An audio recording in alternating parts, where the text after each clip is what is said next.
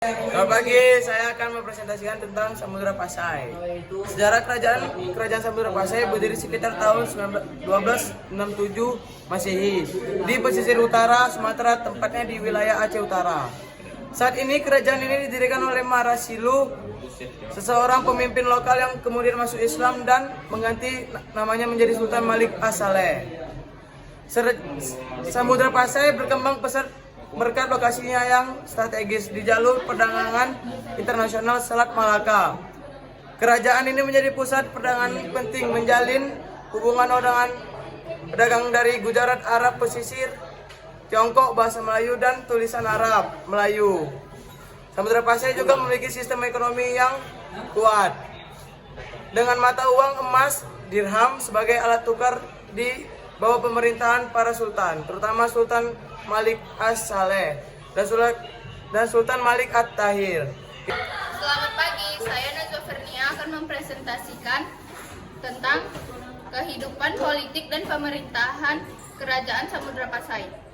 Kerajaan Samudra Pasai memiliki sistem pemerintahan monarki yang dipimpin oleh Sultan. Sultan adalah penguasa tertinggi yang memiliki kekuasaan mutlak dalam pemerintahan. Gelar Sultan menunjukkan bahwa kerajaan ini telah mengadopsi sistem politik Islam sejak awal berdirinya.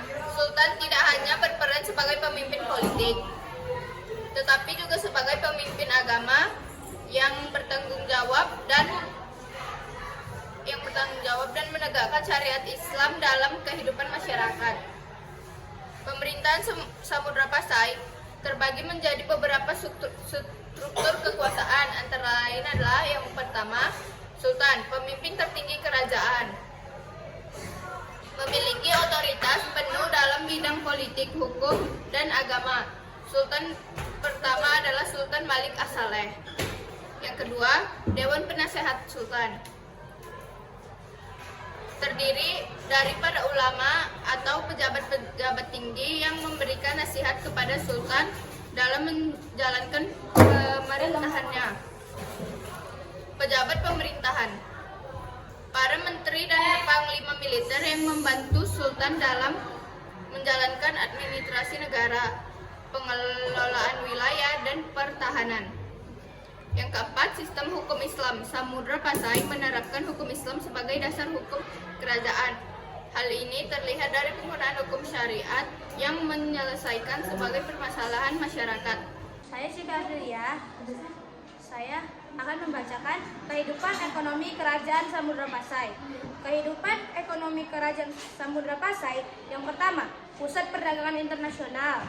Pusat perdagangan internasional adalah Samudra Pasai terletak strategis di Selat Malaka, menjadikan pusat perdagangan yang ramai, perdagangan dari Gujarat, Arab, Persia, Tiongkok, dan Asia datang untuk berdagang, membawa komoditas seperti rempah-rempah, lada, emas, kapur barus, sutra, dan kain. Yang kedua, ada mata uang dirham emas. Kerajaan Samudra Pasai menggunakan mata uang emas atau dirham sebagai alat tukar resmi. Penggunaan dirham menunjukkan stabilitas ekonomi dan memudahkan transaksi antara pedagang asing. Yang ketiga, ada perdagangan rempah-rempah. Rempah-rempah terutama lada menjadi komoditas ekspor utama. Samudra Pasai menjadi pusat distribusi rempah dari Nusantara ke wilayah Arab, Persia, India, dan Tiongkok. Yang keempat, ada pajak dan bea cukai. Pemerintah melakukan pajak dan bea cukai bagi kapal dagang asing yang singgah di pelabuhan. Sistem ini menjadi sumber pendapatan penting bagi kerajaan, menjaga-jaga stabilitas keuangan. Saya Nurul Hafizah Rahab. Di sini saya akan menjelaskan kehidupan sosial dan budaya pada masa Kerajaan Samudra Pasai.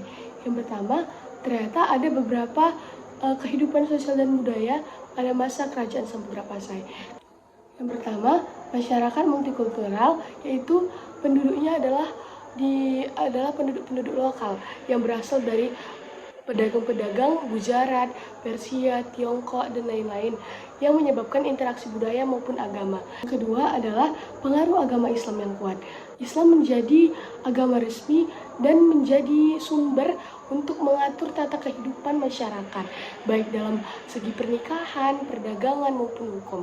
Yang ketiga adalah pendidikan agama, yaitu para ulama yang mengajari agama Islam dalam bentuk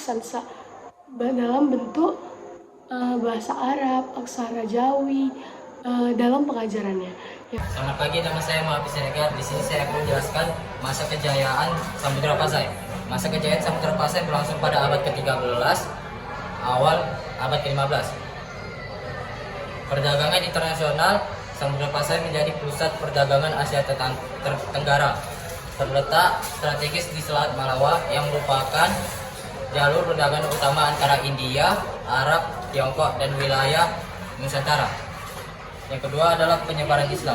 Sebagai kerajaan Islam pertama di Nusantara, Samudra Pasai memainkan peran penting dalam penyebaran agama Islam di wilayah ini.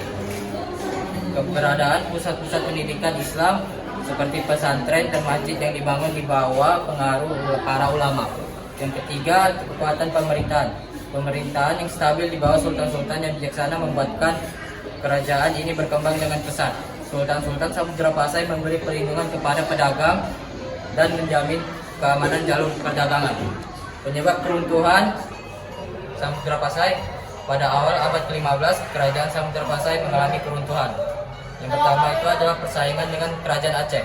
Kerajaan Aceh yang berkembang di pesisir utara Sumatera mulai menantang kekuasaan Samudra Pasai. Sultan Ali Muqayyad Shah dari Aceh berhasil mengalahkan Samudra Pasai pada tahun 1521, menjadikan Aceh sebagai kerajaan yang lebih dominan di wilayah tersebut. Yang kedua adalah kelemahan pemerintah internal. Setelah masa kejayaan Sultan Tahir, pemerintah Samudra Pasai mulai mengalami kelemahan dengan sultan-sultan yang kurang efektif dan memerintah menjaga stabilitas kerajaan. Yang ketiga, serangan dari kerajaan lain. Serangan dari kerajaan-kerajaan ini, terutama dari Aceh yang berkembang pesat, turut memperburuk keadaan kerajaan ini.